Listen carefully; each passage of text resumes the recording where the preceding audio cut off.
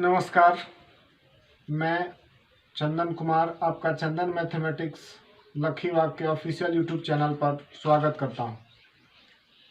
मेरे प्रिय छात्रों, यह कोरोना के युग में समय की ज़रूरतों के हिसाब से आपकी पढ़ाई के लिए उठाया गया मेरे द्वारा एक कदम है। मैं अभी अपने गांव में ही फंसा हुआ हूं। वहीं से जो कुछ इंफ्रास्ट्रक्चर उपलब्ध है उसकी सहायता से वीडियो शूट कर अपलोड करने का प्रयास कर रहा हूं। मैं आज आप सबों के बीच एसएससी सीपीओ 2019 परीक्षा में पूछे गए कुछ महत्वपूर्ण प्रश्नों को उनके बेहतर सॉल्यूशन के साथ प्रोवाइड कर रहा हूं। आशा है आप आने वाली परीक्षाओं में इससे लाभान्वित होंगे। पहला सवाल यह है, आप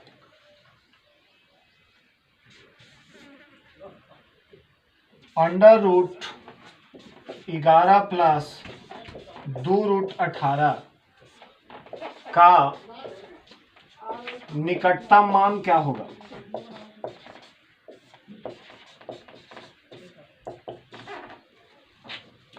इस तरह के सवाल वर्तमान समय में सारे परीक्षाओं में पूछा जा रहा है।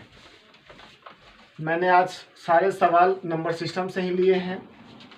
इसका सॉल्यूशन इस प्रकार होगा। जिस तरह आप पहले की कक्षाओं में गुणनखंड बनाया करते हैं, ठीक उसी तरह इस टर्म पर फोकस करना है। हर हाल में इसको 2ab का फॉर्मेट देना है। 2ab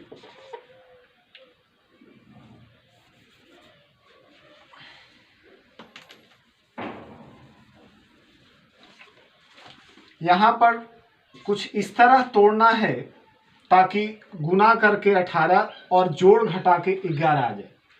हम इसको 9 गुना 2 में तोड़ते हैं। अब इसको इस तरह लिखा जा सकता है, √9 का होल स्क्वायर प्लस √2 का होल स्क्वायर प्लस 2 गुने √9 गुना √2।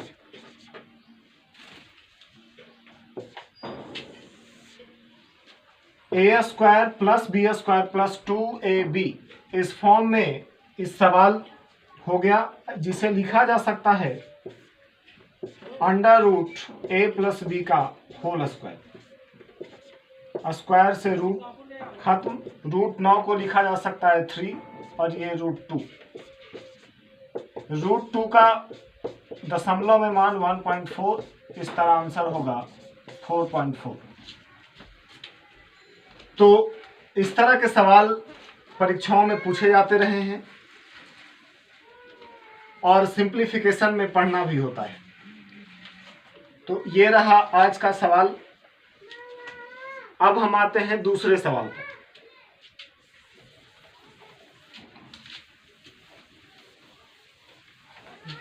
दूसरा सवाल है, 1000 से कम ऐसी कितनी प्राकृत संख्याएं हैं? ऐसी कितनी प्राकृत संख्याएं हैं जो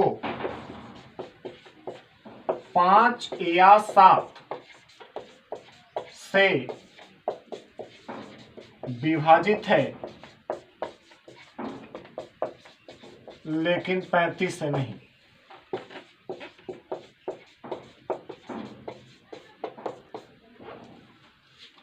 सवाल है कि 1000 से कम ऐसी कितनी प्राकृत संख्याएं हैं जो 5 या 7 से विभाजित हो लेकिन 35 से विभाजित नहीं होना चाहिए।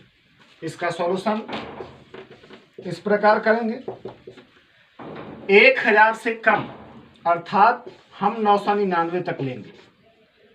5 से विभाजित कुछ संख्याएं होंगी, 5 से भाग दे दिया। 7 से विभाजित कुछ संख्याएं होंगी, लेकिन सवाल में कह रहा है 35 से नहीं, तो इसे हम घटा लेंगे। 999 बटा 35।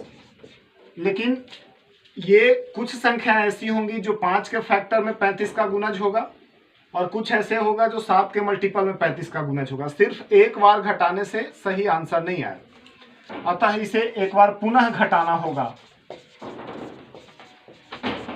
इस सवाल को हल करने के बाद आपका जवाब होगा 285, 285।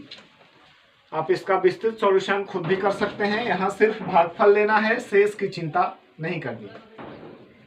इस तरह के सवाल इस बार सीपीओ, सीजीएल और सीएचएसएल परीक्षाओं में पूछे गए हैं और आगे भी आने की संभावना है। अब रहा हम लोगों का तीसरा सवाल।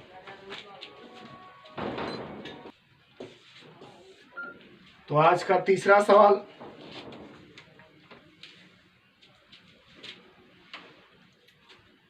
जब एक निश्चित संख्या को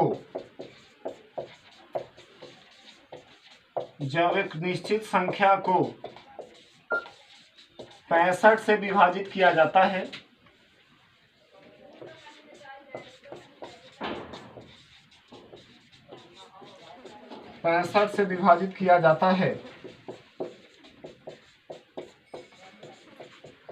तो शेष 56 प्राप्त होता है।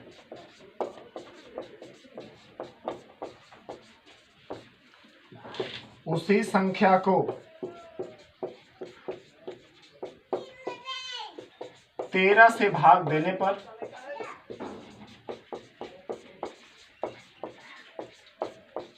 शेष क्या होगा?